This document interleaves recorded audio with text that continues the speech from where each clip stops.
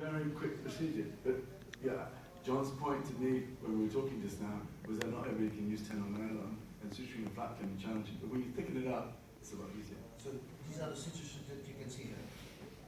Yeah. There's several tutorial videos on our website on how to hydrate. I mean, I do the same thing with Suraj. The only thing I do differently is I warm up the water. So I warm it up to 55 degrees because that helps take out the collagen memory of the stria. But if it's my patient, if it's somebody else's patient, even if it's the next day that I see stria, I now will suture on site because I'm done with that patient forever. Where you could try and stretch the flap, and that may work, but if it doesn't work, then you have a third procedure. And usually that's as much as I can handle a patient, or they can handle me. Okay, we have to move on. Dry eyes. Dry eye, dry eye, the first question is this a complication for Lasik or not? Contraindication, sorry, it's a complication of Lasik, we know. But is it a contraindication?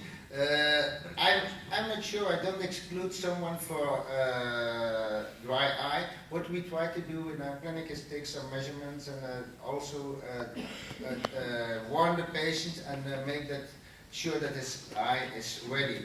As we all know, I have no experience, but they said the nasal flaps would be so more protective for dry eye than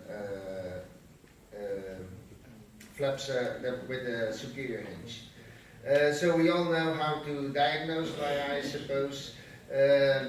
What we do is we do a careful preoperative assessment with all these things, with fluorescein, rose bengal, glycerin green if it's necessary. Shimmer test also, but always do it with anesthesia, because without anesthesia you have the foreign body sensation which might induce tears, and which is not always interested. Of course it can give some post-Lasik discomfort.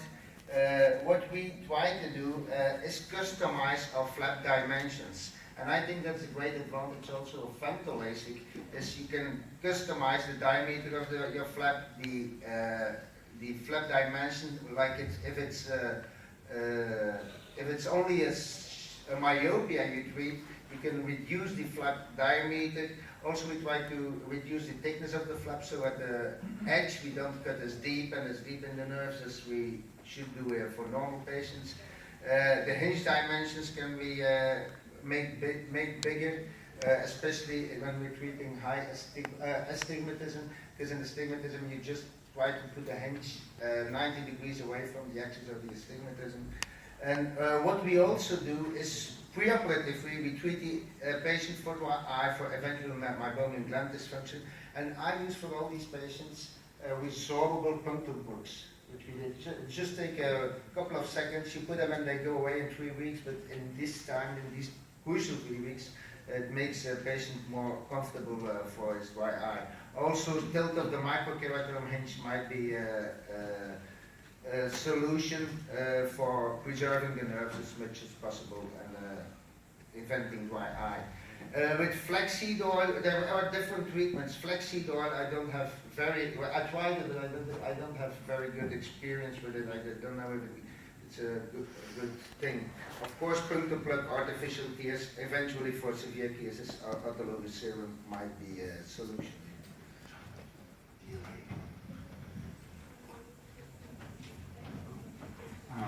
Yeah, so remember that dry eye, you get it when you have large flaps, deep flaps, and deep peripheral ablation, such as in hyperopia. However, in the postoperative follow-up, you should never confuse dry eye with other conditions such as incipient epithelial invasion, because you have persistent epithelial defect at the edge of the flap, and also blepharitis when people are not corrected right. If they have residual cylinder or residual sphere, their eyes will get tired, they'll get blepharitis, and they will have dry eye, not so much from the Lasik, but from over-accommodation. But I would say that dryness is often an indication to perform the laser surgery. All our contact lens wearers have dry eyes. Yes? And the ideal thing is to prepare your patients and use possibly punctal plugs when you already see dry spots on the cornea 1 or 2 weeks before the surgery, so that the patient presents himself in good conditions to the surgery. How many of you have seen DLK after LASIK? Okay, it's probably considering that, and I agree with what was said before, all these complications are extremely rare. DLK is probably the single most feared complication as far as I'm concerned for LASIK today. And the reasons have been well documented in the literature. It could be dead spores from your sterilizer. It usually depicts inflammation for something that found itself in the flap, and it needs immediate attention. If it's severe, you need to rinse the flap. If it's mild to moderate, you can get away with using steroids. And long-term treatment, you have to be aware that you can raise the pressure by using steroids, and that can create a fluid pocket in the interface. So having corneal CTs these days, where a clinical exam helps avoid that occurrence. And this is what it looks like. And it's much. And this is the way one of my colleagues in Brussels has treated this DLK. He has relifted the flap, he flushed the interface, used some antibiotics and steroids, and put the flap back. One thing to differentiate from DLK is central toxic keratopathy, and that's very different. That's even more rare.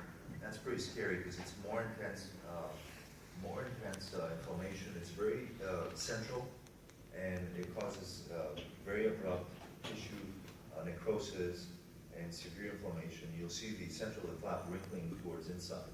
I've seen maybe a handful of these cases through the years, and nothing really helps well in those cases except the waiting and maybe using steroids without preservatives. There's suspicion of maybe hepatic oriented, but CTK is one of the most feared complications. You probably need to send the patient to a good cornea specialist in your town. There is one situation that mimics DLK. That's the fact that the patient is steroid sensitive. His eye pressure rises up to 40, 50, and in general, we don't measure eye pressure after LASIK procedure. This gives you an image as DLK with an infiltrated interface, and if you are not aware that this is a possibility, you give extra steroids. The patient ends up with pressures that are even higher and can end up with very important visual defects in his visual fields due to the abuse of steroids and the high eye pressure. It's shown later on in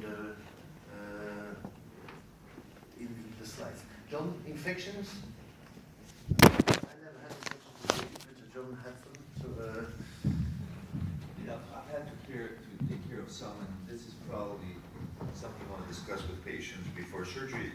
These days, with the antibiotics that we have, and if you get proper care not to use makeup and rub their eyes for a few days, this is an unfortunate case from a center that I had to manage, where this is back in 1996. They used to sterilize the keratome by just dipping it in betadine and then use it again. So these are times where LASIK was a little primitive, and the problem here is that this was fungal keratitis, obviously did not respond to antibiotics. They occurred here the satellite lesion, and since you're looking at histologies, that means bad news. It spread, went deep, and with when hyphae have a vertical orientation and stroma, that means it's very aggressive fungus.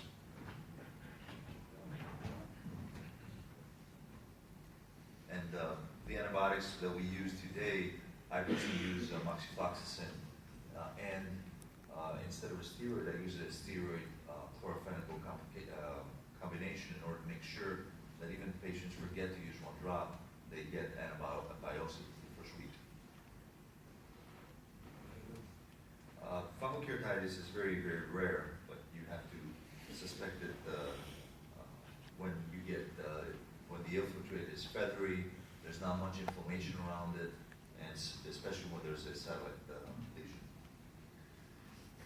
So let's move to the next topic, epithelial ingrow. It's not due to the fact that some epithelial cells got included underneath the flap. It's mostly used to the fact that the margin is irregular. You didn't reapposition the margin of the flap properly, and you get a retraction of the corneal flap, kind of epithelial defect.